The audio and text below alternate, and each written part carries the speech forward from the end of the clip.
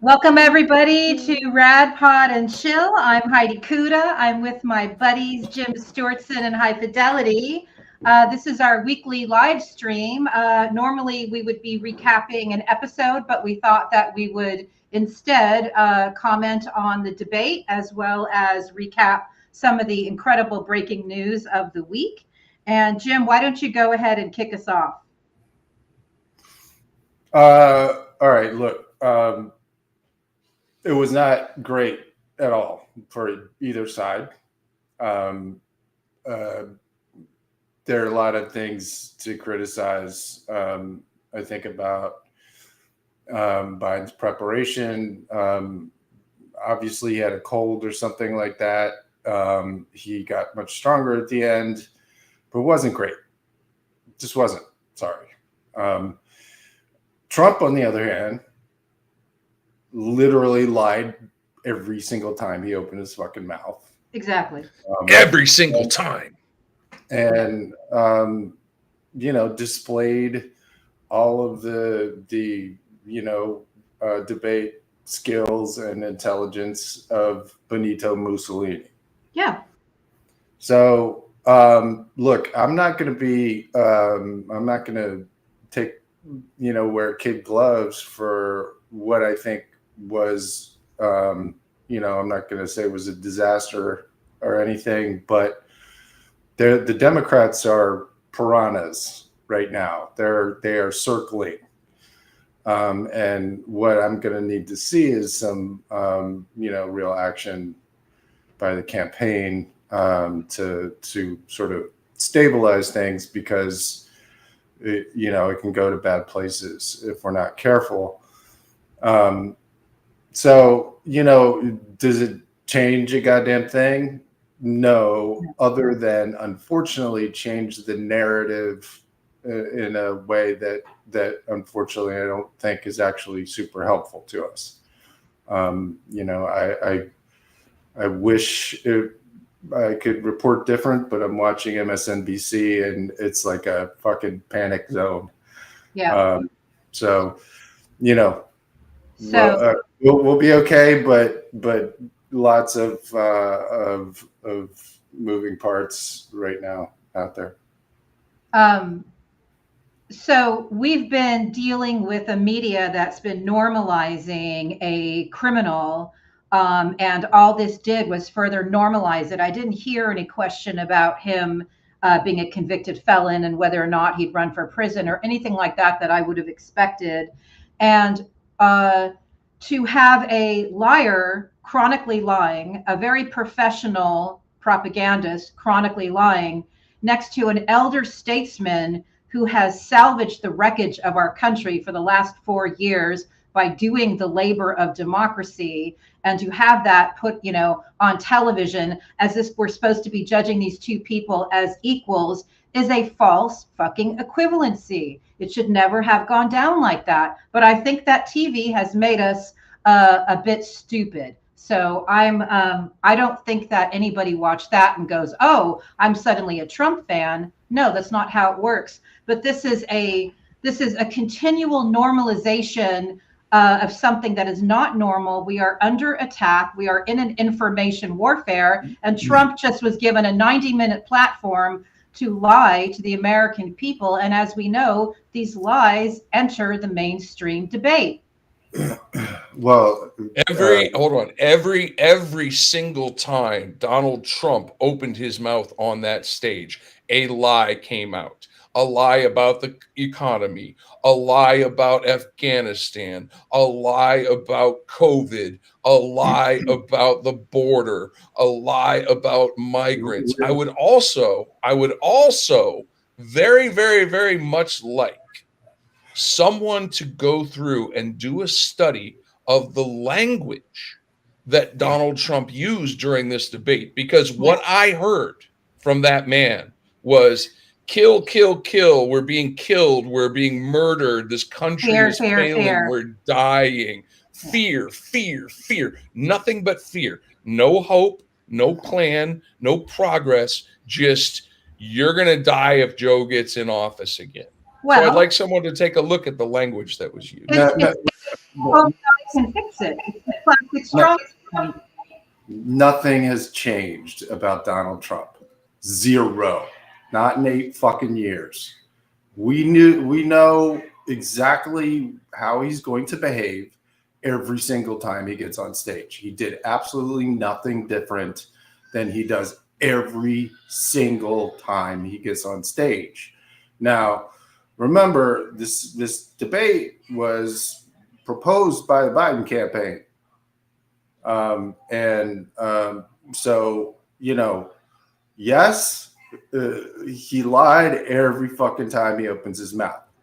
But again, we know that he does that. There are zero examples of him ever speaking in public in the last 20 fucking years where he's told the truth. No, 0 times. His entire job is to lie. So I don't think we can get all sort of bent out of shape about Trump lying, because we know he's going to lie. The question is, how is it going to affect, and this is important, our chance of saving our fucking democracy, right? So our chance of saving democracy has everything to do with that guy. And I think it's important that we you know, take a hard look at the situation that exists and ask the people who are in power to make adjustments. That's all. Apparently there's another one in September. So, you know, hopefully lessons fucking learned for that. But in the meantime, we got 2 conventions and several months to go through. And unfortunately, the sort of popular meme, which includes the New York Times and a bunch of other fucking Vichy Vatnik, you know, papers, has been about age. And unfortunately, we did not help ourselves on that front. So I think I told you guys this before. I'm echoing somewhere, but whatever. I'll embrace the suck. I think I told you guys before that in 2017, I knew that I would be voting for Joe Biden because we needed an experienced statesman to run our country after we had just been attacked by foreign and domestic enemies of the United States. So I knew I was going to be voting for Joe Biden in 2017. That was a fact.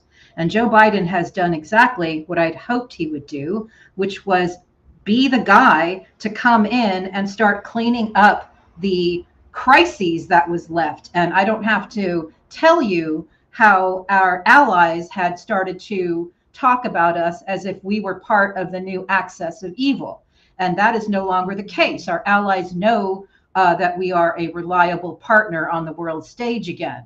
And you can't tell any of that in a debate with a superb propagandist and an elder statesman who is, you know, somebody who does the labor of democracy without the glamour. He's not on television, you know, having his own reality show. He's literally fucking trying to put us back ahead in, you know, back in the Paris Accord. He's trying to save the fucking whale. He's literally trying to keep Americans from going bankrupt and getting prescription drugs. Like, he's doing the unglamorous shit, and we're judging him like, you know, it's Bachelorette or something, and we're waiting to see who gets the rose. That's not what this is. It's so much more serious than all of this. And I am devastated as I look on Twitter and I see Democrats being real fucking shitheads and not very strategic. Look, this is a psychological war, and part of the problem that I've had with this administration and all the previous ones is not being honest about that, right? Not understanding the the world the way it's actually operated these days, which is basically narrative war between competing interests, you know, a huge number of which unfortunately want to fucking take over the world at this point. And what I'm not seeing is a realization that this is a narrative war. Everything you said is correct on the merits, on the fucking on any record you could possibly imagine. There is just no question here, right? The problem is this is a narrative war. We have allowed it to be a hot psychological, you know, war that unfortunately really only one side is fighting, right? So if there's somebody next to him saying, look, what we have to do is win this narrative war so that we can continue this experiment in democracy, right? And here are the goals. And instead it just felt like a bunch of policy stuff. And that is not going to move anybody's needle now. We need a strategy that takes into account the battlefield that exists. And unfortunately, I didn't see it tonight. So in narrative warfare, it's a battle of stories, right? Yeah. And there are two stories being offered to us right now. And Joe Biden's story tonight was a story of incremental gains, of slowly bettering the country, right? Of taking the mess that was left by Trump, the chaos of his administration, the COVID debacle. We all know how badly Trump and Kushner handled that. 1 million Americans died, right? We know about the PPE problems. We know about the vaccine issues. We know that Russia was pushing vaccine disinformation along with American traitors like America's frontline doctors. That psychological warfare is part of Trump's story. Do we want an America that Trump is going to give us where neighbor turns against neighbor, where brother turns against brother, where families are torn asunder, not just at the border where children are taken from their parents under Trump, but in the suburbs where parents murder their children because of QAnon conspiracy theories? That's the story Trump will give America. And Joe needs to make it clear, you know, he's doing everything he can to get things done in a bipartisan manner. That is Joe's story. So let me give you one good example of one thing that I feel like he did. He was asked about Social Security. Oh fuck! I just had the line, and now I forgot it. What did he say to move on without me? Because I need to remember. He's taxing billionaires to. That's it. Thank you. Yeah, that was over it. It was very. That was it. Sorry, I blanked out. Yeah, it was very simple.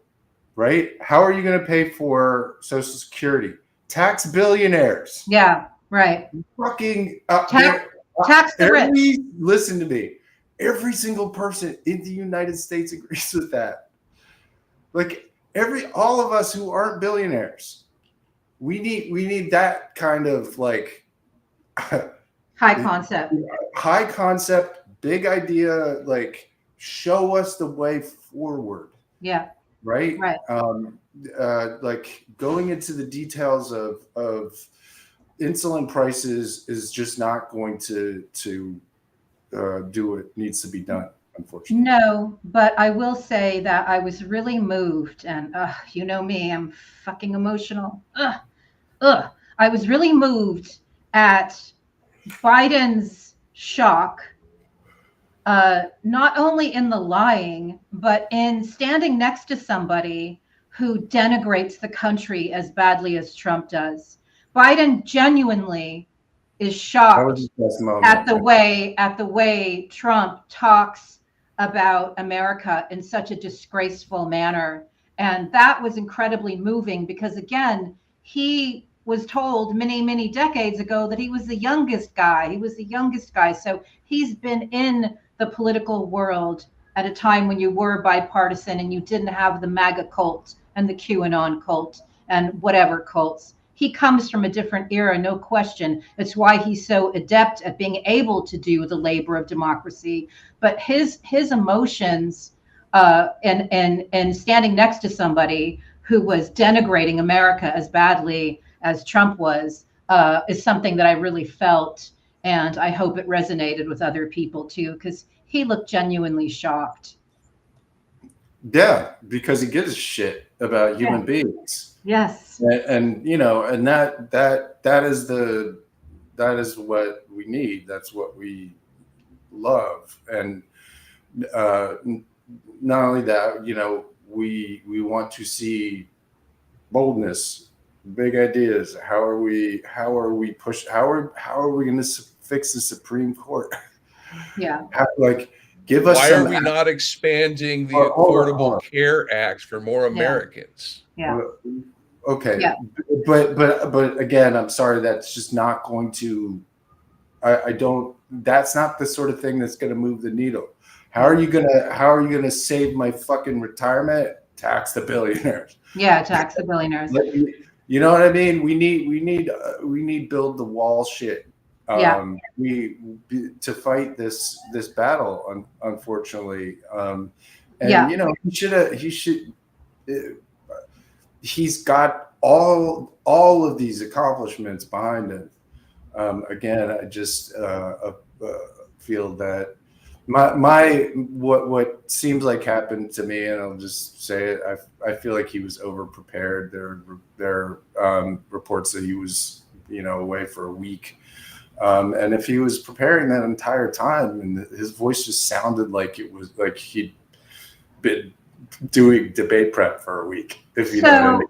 Here's the other thing. Like people who care, you know, we prepare. I did live TV yesterday, and it's like you listen to it back and you're like, why didn't I say this? Why didn't I do that? We actually give a shit. We are not propagandists getting up there saying pat lines. And listen, you could have had that debate occur in 2016 over many of the responses and lies from Trump. It was like he was standing next to Hillary Clinton saying the exact same things. And if Americans are not like on to that kind of con after 8 fucking years, then I don't know what else to say other than Joe Biden, if you're listening, RadPod would be happy to help you when it comes to narrative warfare, because that is our area of expertise. We'd be more than happy to be part of your team. I'm so serious, because the bottom line is that when you get up there, I learned this watching frickin' Family Guy when Lois ran for mayor. She was prepared. She was giving all the responses. But the guy who would just give the one-word response or say ISIS or 9/11 or whatever, that's the guy that they wanted to sit on the lap and have the beer with. So Lois got onto that, and she became very good at just, you know, letting fly on the 1 or 2 liners. Yeah. That's not what we want him to do as president of the United States. We don't want Trump. We voted for him because we knew that he could do and perform the labor of democracy. But if you're on TV, you got to play by those rules in information warfare. And rather than talk about percentages and incremental, which was important, it's very good to actually, and he had a couple of brilliant lines. He really did. The second half was, the end. I don't know what happened. I don't know what happened at the beginning, but the second half was great. I thought he won this. I thought he decisively won the second half. But can I just comment on how Trump pulled out the classic thought-stopping propaganda of Russia? Oh yeah. Fucking times. Oh yeah. Like, it was obvious every time he was making these. You know, the Democrat Party, the thought-stopping cult language of Donald Trump needs to be dissected during this debate. Well, but it's the same. Again, it's the same language. He's not saying anything different. He said Russia in like July 2016, right? after he Right. said, Russia, if you're listening, do you have our emails? Like it's always been that way. Hold on. Our job is to figure out how to deflect and attack. You know, I think we can do better. Hopefully all this shit will, you know, these people will calm down and we'll be okay. You know, if they start talking about replacing him and shit before the convention, it is going to be an absolute fucking shit show. I'm watching TV and they are talking about it. So, you know, let's not do that. Brace yourself. Yeah. Bad idea. For a whole lot of reasons. But, you know, we're not gonna pretend. I'm not gonna pretend that there aren't people in mainstream Democratic circles close that are panicking. And I think I say that only to get people prepared, because there's already a lot of really sort of gnarly backbiting and bullshit going on. Here's a question for everyone, especially chat and for Jim and Heidi. How many Logan Act violations did Donald Trump admit to tonight on stage? How many? Yeah, I don't know. But I counted. Did you? How many? Yes. 2. He said, I will have Evan Gershkovich home before I assume office. Meaning that he is going to interfere in foreign policy before he even.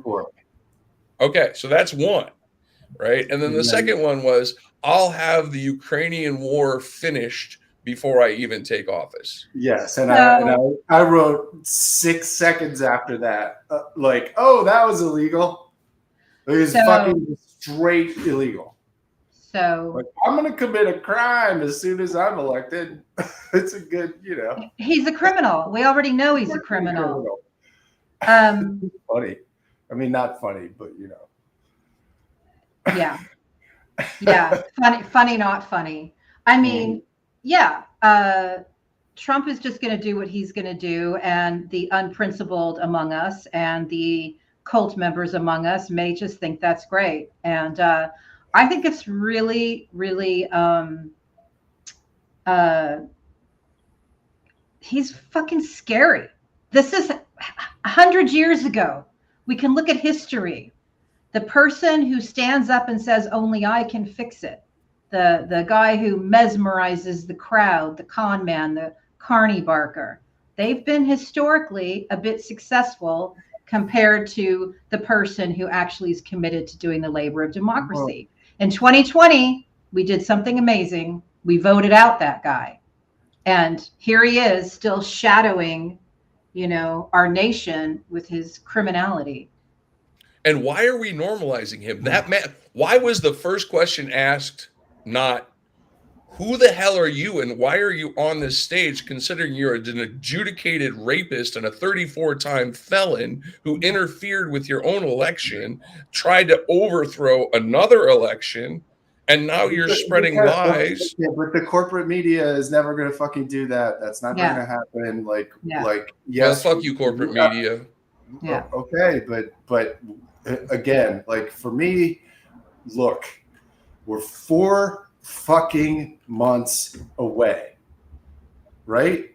There is no time for fucking around, missteps. I am not here to bash my president. I am voting for fucking Joe Biden. On the other hand, I am also going to be here to do everything in my power to put out the mojo that we need to do a little better, because this isn't great.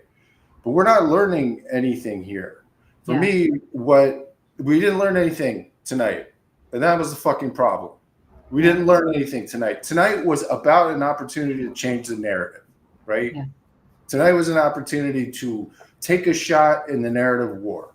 Right. And unfortunately, for me, we didn't do that. It's not So, the end of it's no. not. All right, I'm almost done. It's not the end of the fucking world. No. What we need to do, all of us, is not navel gaze, not go into despair. As Tim Snyder says, don't fucking submit in advance. Nobody's surrendering. Nobody's giving up. Nobody's submitting. Nobody's fucking, panicking. But we have to get focused. We have to get fucking serious. And we have to start demanding that our institutions do something about the fucking army, the machine gun having army now that's being risen up in America. What we need to do is start showing up, rising up, telling the fucking Supreme Court that we are not going to have women dying in blood outside of fucking clinics. We are not going to let you infest our society with machine guns. We're not going to let you take away gay rights and trans rights. We're not going to fucking do it. But in order to say those things, we have to get focused. We have to get rational. We have to get practical. So I like that. So there's a lot of feelings. Okay, that you can have those feelings, and let them flow through you, and then get up tomorrow morning, fucking dust it off, and let's fucking go, because we have 4 months, and unfortunately, because of the situation we're in, it doesn't actually matter how the vote turns out. Yeah, we're gonna have some shit. Yeah, because of what's happened.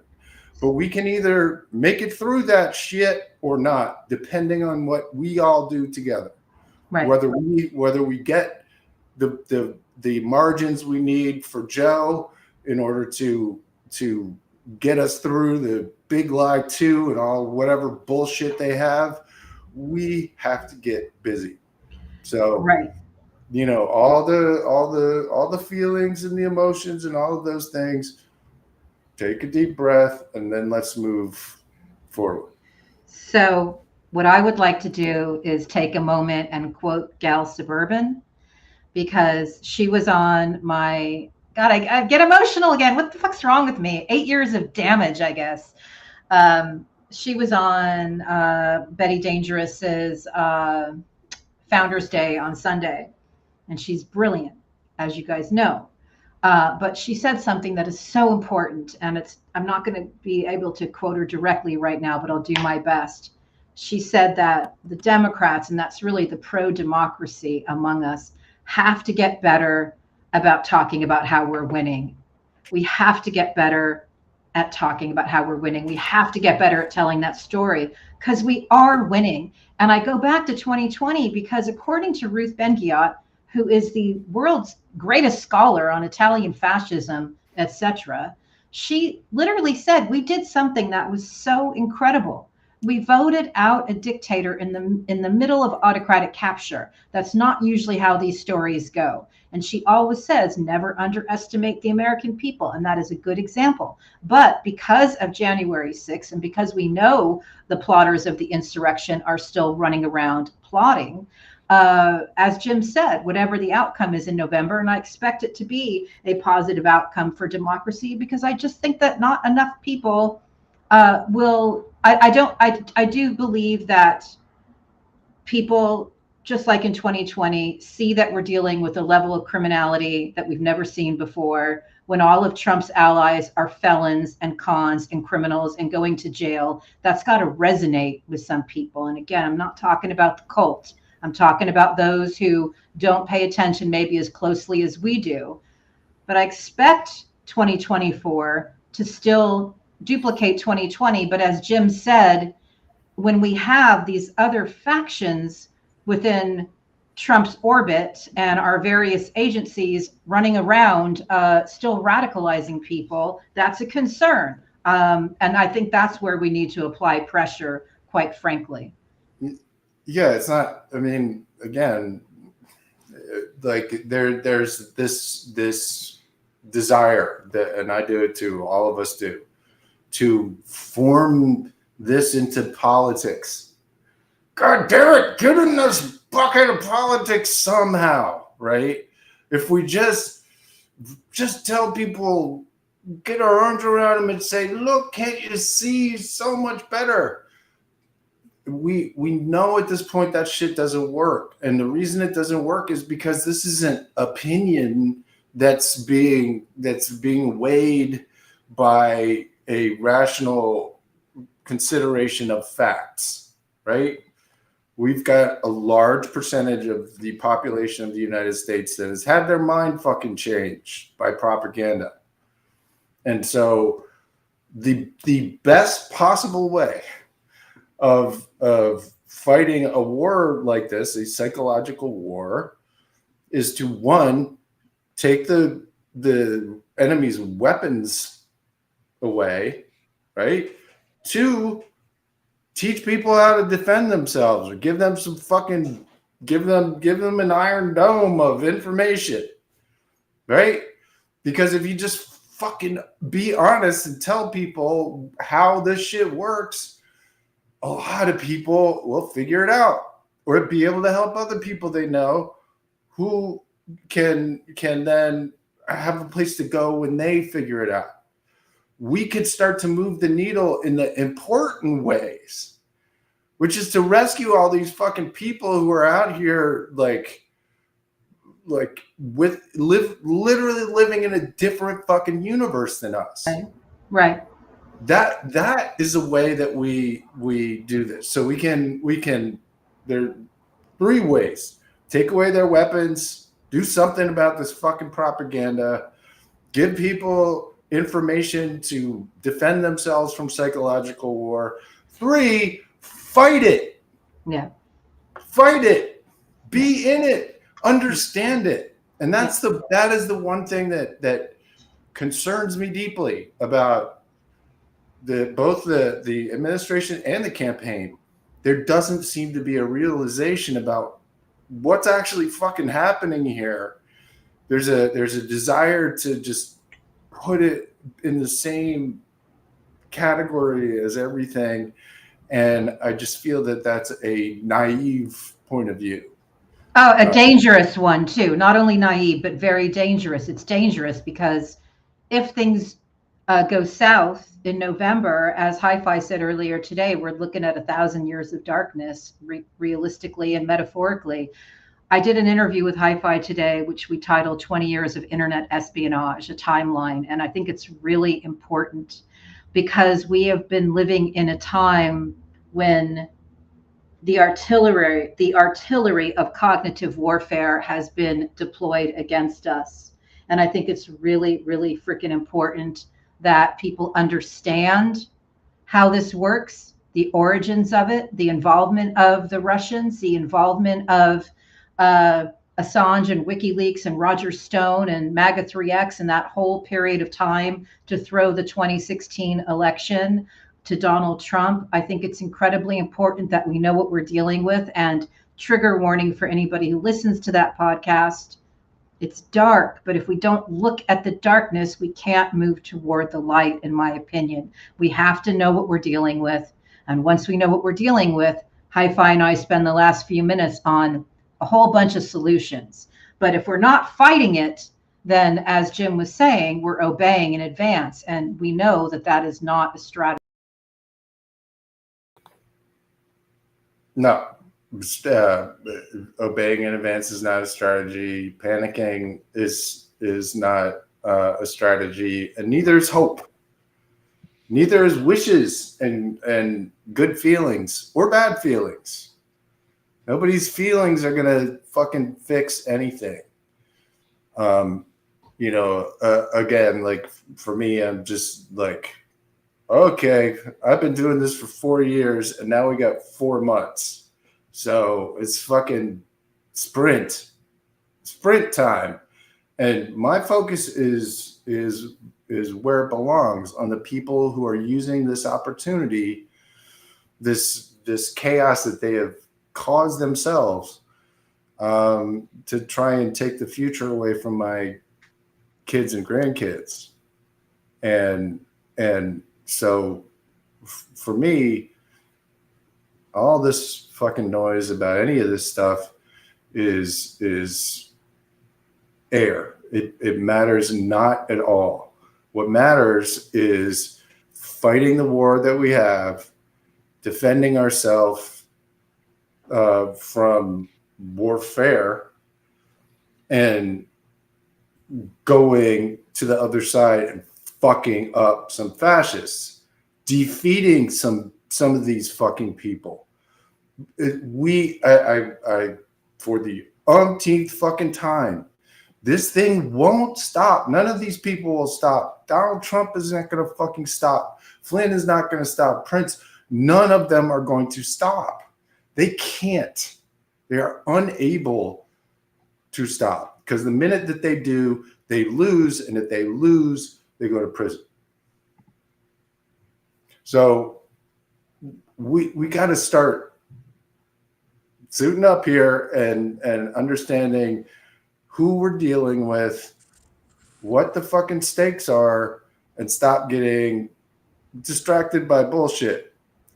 And this is the most important thing. We should not be fucking responsible for this. No. We should not be responsible for explaining this. We should not be responsible for fighting this fucking war. No.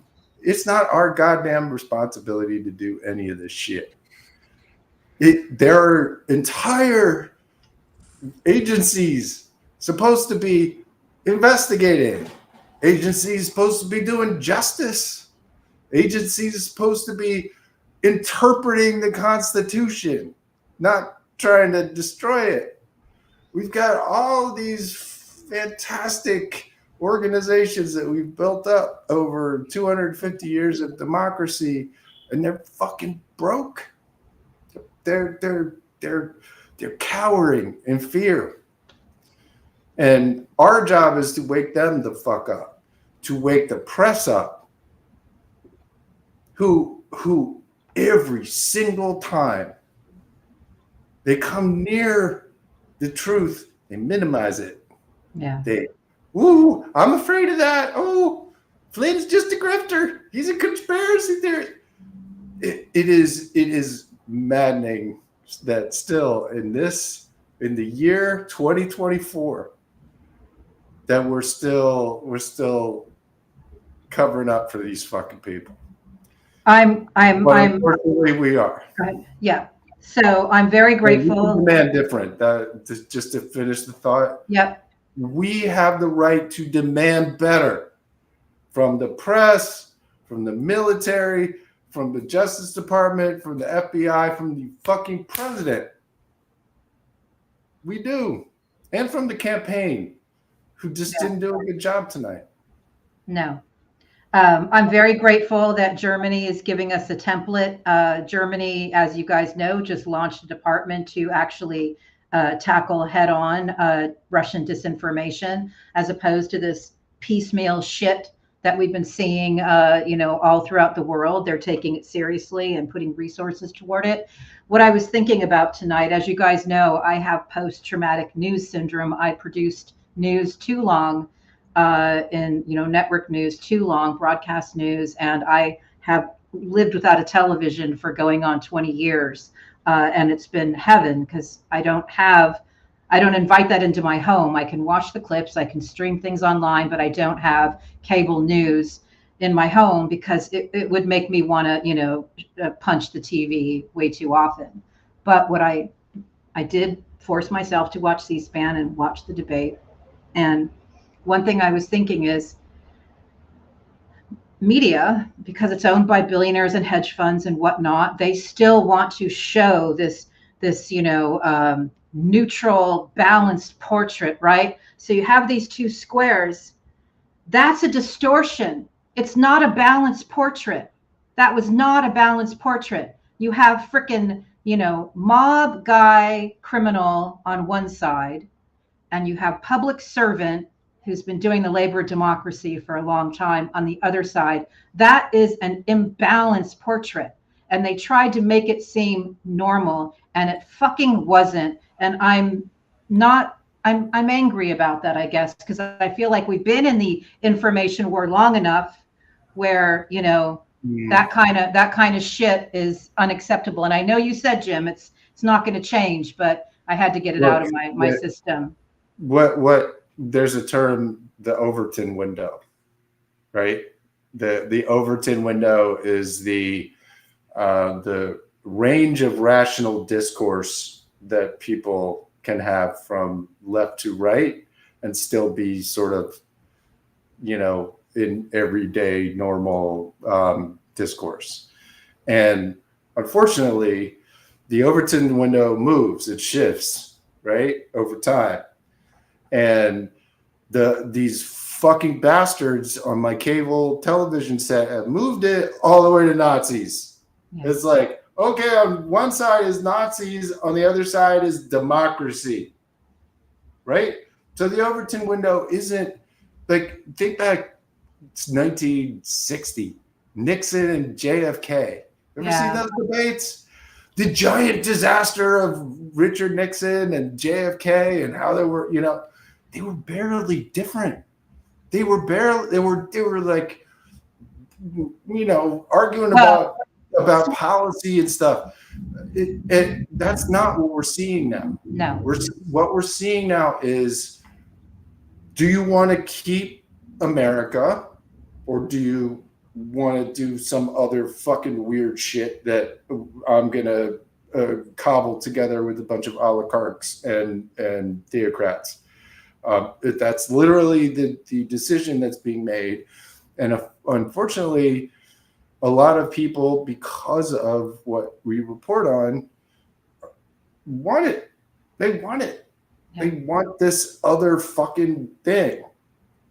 And until we start to frame it in those terms, both in terms of the implications and outcomes of this thing, but also just so people can start to get it and understand how they're being manipulated. Yes, gonna keep going the same fucking direction. Momentum is a bitch. Yes. It's hard to slow down, and it requires big moves. It requires events. It requires people making big decisions. And you know, I'm waiting.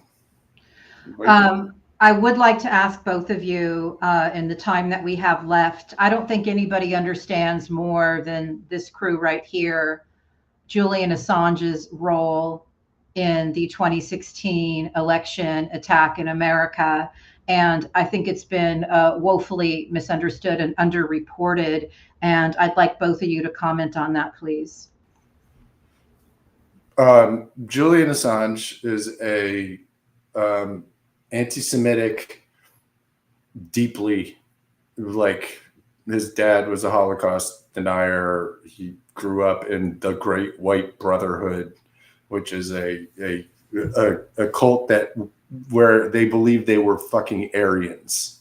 Okay, so he's always been this sort of anarchist racist. Went into fucking WikiLeaks and effectively took it over, got compromised by the Russians, and turned it into one of the most damaging fucking ops, because that's what it is. It's just an op. It's just this asshole who took over this kind of like granola free speech thing, and you know, all of a sudden we have they're doing Pizzagate.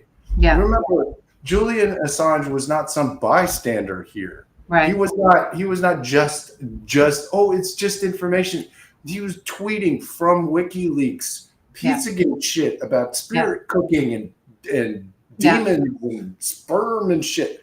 Like he was tweeting really brutally anti-Semitic shit and having Douglas Mackey and Weed and these fucking Nazis like salivating all over him. He's not some journalist. He's nothing of the sort. He's a compromised fucking anti-Semitic cult member who got stuck in fucking Ecuador and should be in a tiny little room with a shitload of feds, finding out exactly what he knows, because he was instrumental to stealing a presidential election. And we just decided to let him fucking go 5 months before before another one. Yeah. I'm sorry, but you're gonna, somebody at some point is gonna have to explain that shit to me. I know the Australian PM was pissed off, was like, he's sketchy or whatever, and was trying to get him back, but that was just a terrible mistake, and it made a lot of people, I think, who have been trying to expose that shit for a long time, pretty fucking insulted, to be honest. So yeah, thank you for that. High five. Oh, I don't know. I was lost in chat. What are we talking about? Assange? Forget it.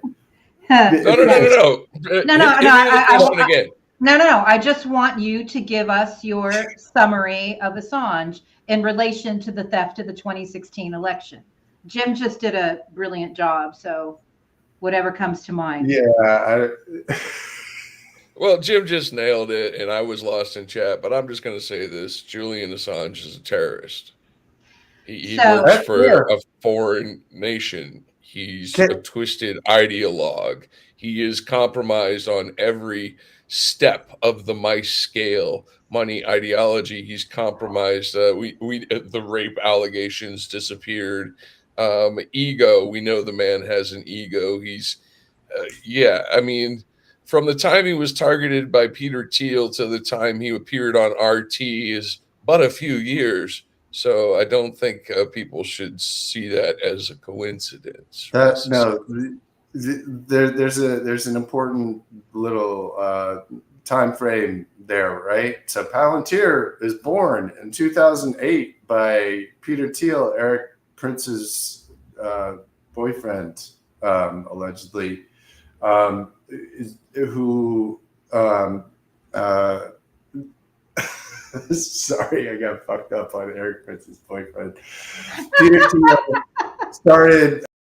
Oh, hi. Thanks for checking in. I'm still a piece of garbage. Perfect. Thank you. That was an 11. You saved me. Appreciate that. Peter Thiel started Palantir in 2008. And guess where he got his first contract? From the U.S. government. Mike fucking Flynn. I knew that.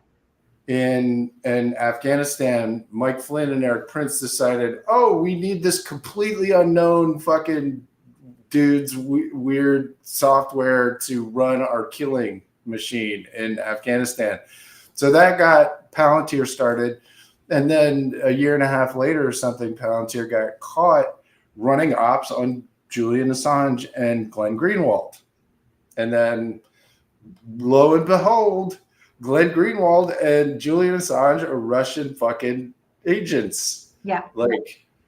Big time, right? So one thing that people forget is remember Snowden? Remember fucking Snowden?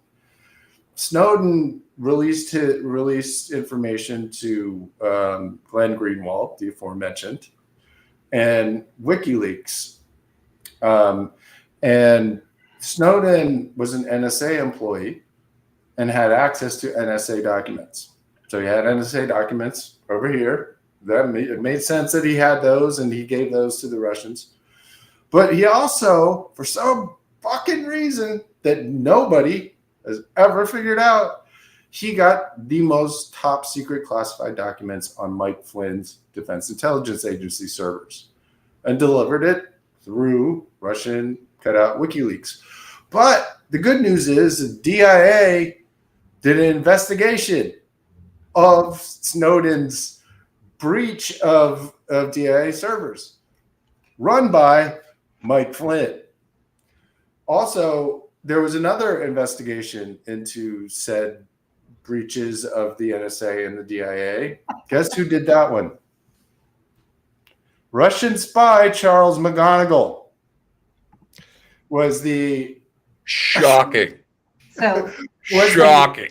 Like a pattern. Lead investigator on the mysterious exfiltration of documents to Russian agents, it just so happens that the two people investigating said Russian agent were Russian agents. So speaking of Russian agents, one of the things that Julian Assange and Donald Trump have in common is everything they do never hurts the Putin regime. And I think that's an important data point, as Hi-Fi might say, because we have to remember in Putin's case, the ICC, has charged him with war crimes and trafficking of human children, trafficking of Ukrainian children, as well as the generals that work for Putin's regime and many other Shoigu, Russian and here and Gerasimov. Gerasimov and here is a former president of the United States basically blowing Putin on stage metaphorically in a presidential debate. It's not a good look, America. I have referred to him as Putin's orange fleshlight. Nothing but professionals on this show, folks. Let me tell you. Oh, hey, man. I have to do something. I have to do something, and I have to do it now. Can I describe for the audience what a fleshlight is? Just in case no, doesn't know. Stop.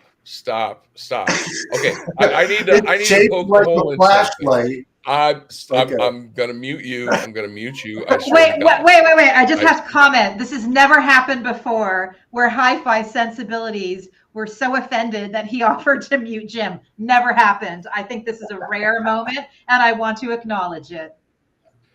We'll do a whole different podcast on sex toys some other time. Not right now. I made Hi-Fi blush. That was something. Okay, we're moving on. Hi-Fi. What do you want to say? Breaking. Hi-Fi. Right. At the very end of the debate, Donald Trump was basically yelling his little orange head off about how no one respects Joe Biden. No one respects him. The world doesn't respect him. The world doesn't respect us. And I would just like to remind our viewers of what happened when Trump opened his big, fat, fucking lying mouth in front of the United Nations. And I presented a vision to achieve a brighter future for all of humanity. Today I stand before the United Nations General Assembly to share the extraordinary progress we've made. In less than 2 years, my administration has accomplished more than almost any administration in the history of our country. America's so true.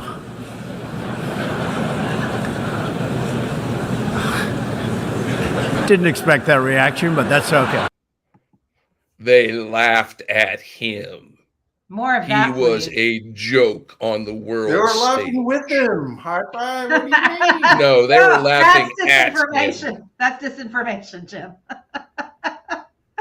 They laughed at that man. He was a fool, a clown. Can I remind people of something that, just because I have to remind people about shit Mike Flynn did. Remember him talking to Kislyak? Remember what he was doing? He was changing the vote, the Russians' vote on the UN Security Council. And they did. Yeah. Because of Mike Flynn, which is a Logan Act violation in its purest form. He was trying to get Russia to not retaliate against America before the Trump came in and just took all the fucking sanctions off, and they did it. He got caught, and he's still crying about it every day. Can I just remind everyone that Under Christopher Wray's watch, Semyon Mogilevich was removed from the FBI's most wanted list. Well, I mean, if we want to go there, I mean, we could talk about Mogilevich's lawyer, Yeah. who was the fucking FBI director under Reagan. William Sessions. Yeah. Reagan. And where's his son now? Russian fucking spy. What? He as the FBI director, and then his son Pete Sessions turned into like Dana Rohrabacher, like a fucking bonkers, like Russian congressman, like his dad, or whatever.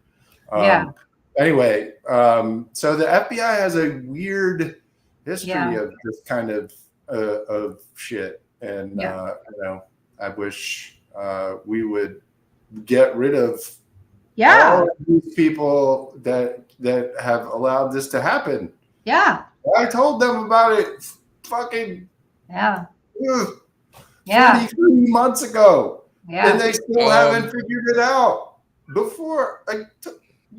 So speaking of things that I've learned from Craig Unger, we need to get rid of the legalized bribing that occurs, by K Street lobbyists, because that is a big part of our heartache in America. The reason that Supreme Court just legalized that today. Yeah. That corruption and bribery are totally cool now. The Supreme Court legalized the act of giving somebody money for doing an official act. Yeah. Wow.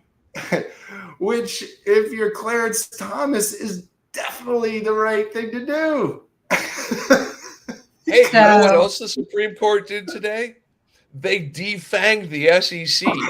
Yeah. And it's funny that they defanged the SEC, because I can think of a member of the PayPal mafia who's got the SEC kind of coming up him with colonoscopy time. And that guy's named Elon Musk, right? Well, so it's interesting that Supreme Court defanged the SEC right before.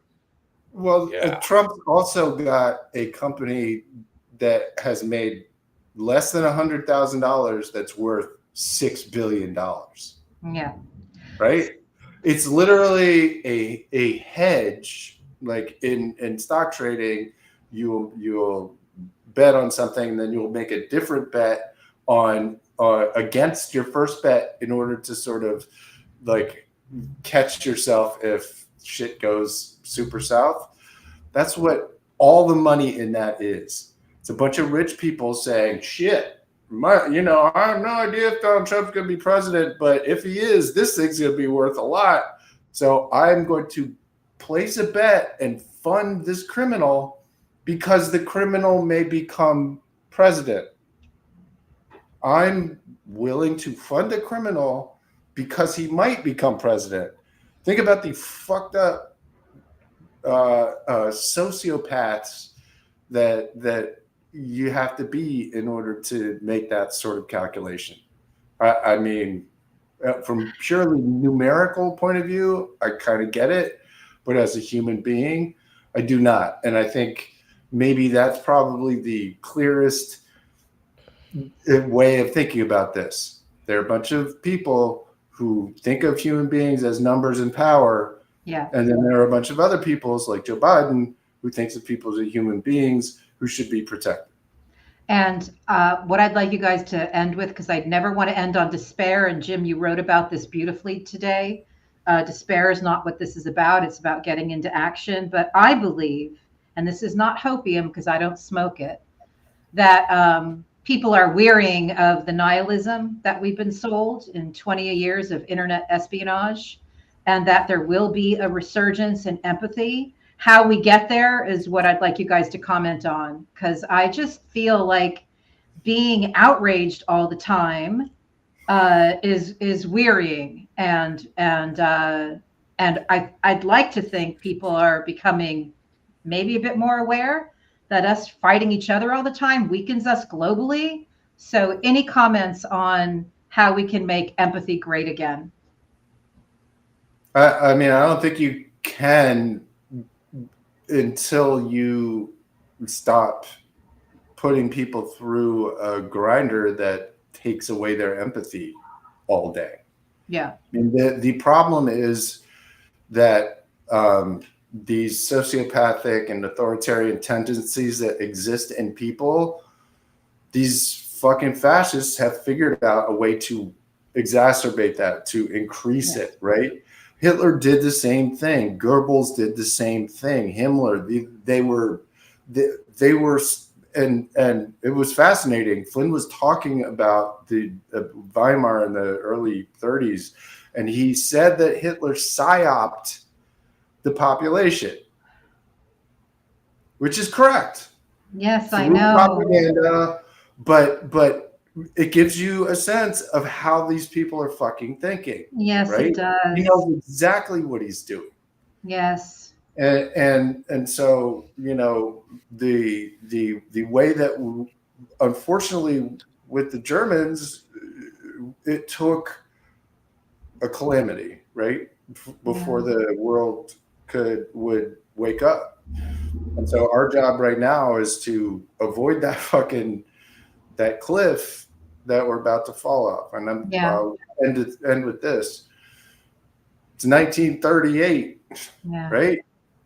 There is a genocidal dictator in Europe starting an invasion into a sovereign country and making noise.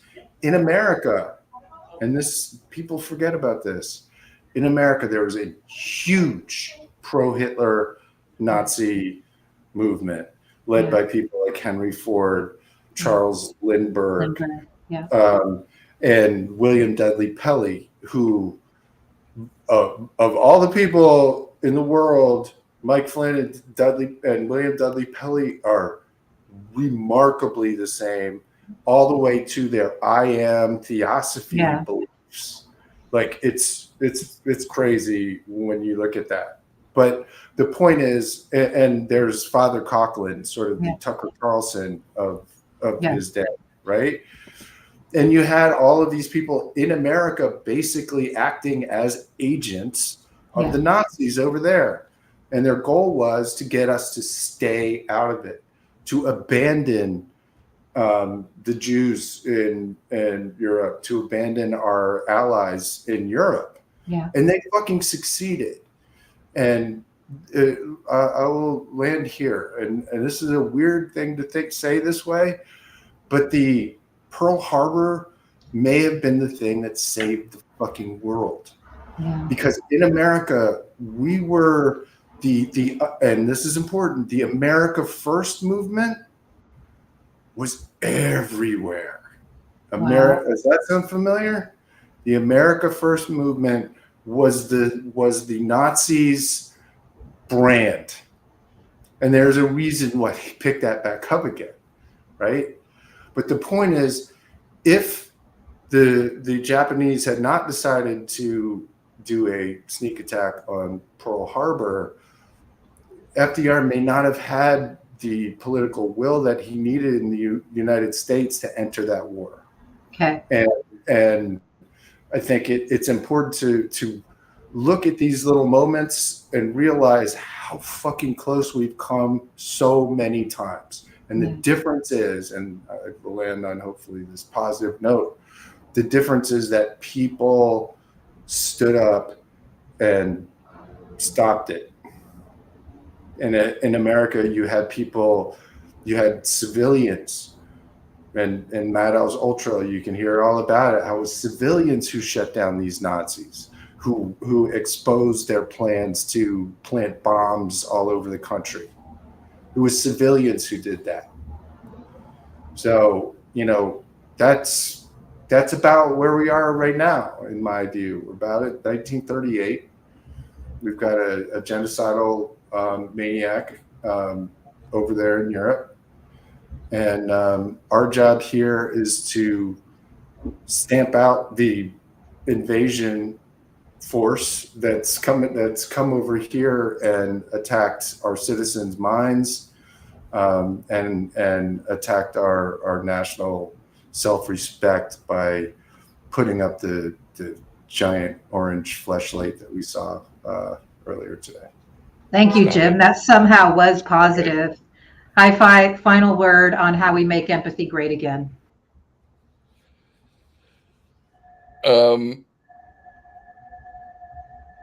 You know, Jim talked about the meat grinder that people go through and get turned into cult members, be it the cult of Assange or the cult of climate change denial or the cult of, you know, science denialism and vaccine hatred.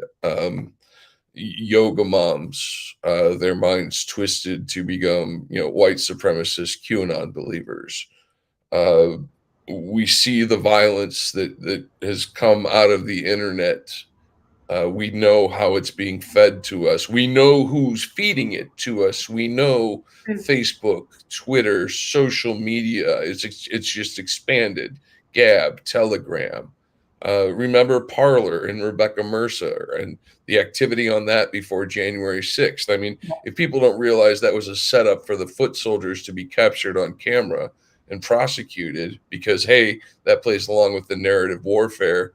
You know, Trump's trying to say, oh, we had some people go to the Capitol, right? And they were angry. And no one talked about the fact it was an attempted coup because people are not told that they are being manipulated on a daily basis by liars and con men and rich Silicon Valley sociopaths, right? How do you make empathy great again? You show people how it has been taken from them, and you explain to them why it has been taken from them. And I don't know, maybe there's some like art grant that could be made to a documentarian to make a film about this, because there are films about this. There's Active Measures, right? There's The Great Hack. There's Data and Disinformation investigating Cambridge Analytica. Yeah. There's so much information out there. There's us, if nothing else, right? Go back to episode 1. You know, don't watch the news because it's out of date, but fast forward to the interviews and watch the interviews so you can understand what's going on, how the money's being laundered, how these operations are paid for. Yeah. Right. But no, hi-fi, that's a beautiful point. Let people know that it's being taken from them. Yeah. Let people know it's being taken from them because, and I'm gonna call it right now. JD Vance will be Trump's vice presidential pick, and the reason for that. Oh, hi. Thanks for checking in. I'm still a piece of garbage. Okay. Okay. All right. Okay. All right. Okay. Well, all right. Fair enough. All right. It's time to sign off. But I wanted to let somebody who understands the threat far, far better than our limp noodle American politicians. This man his name is Gabrielis Landsbergis. He's the Minister of Foreign Affairs for Lithuania. And, right on. And I broke it. I can't play it. Dang it. Well, give us a summary of what he said. He basically says, look, it's Russia, right? It's always been Russia. Russia is paying for these bad actors. We need to stop calling it hybrid warfare. We need to start calling it what it is. It is terrorism. And Russia is engaged in terrorism. And if it was any other organization, we would call it what it is, a terroristic organization. But because Russia is doing what they're doing, we're for some reason afraid to call Russia a terrorist state. And, Russia, if you're listening, we know that you're a terrorist state, and we're not going to stop turning the heat on this show. Thank you. Later, y'all.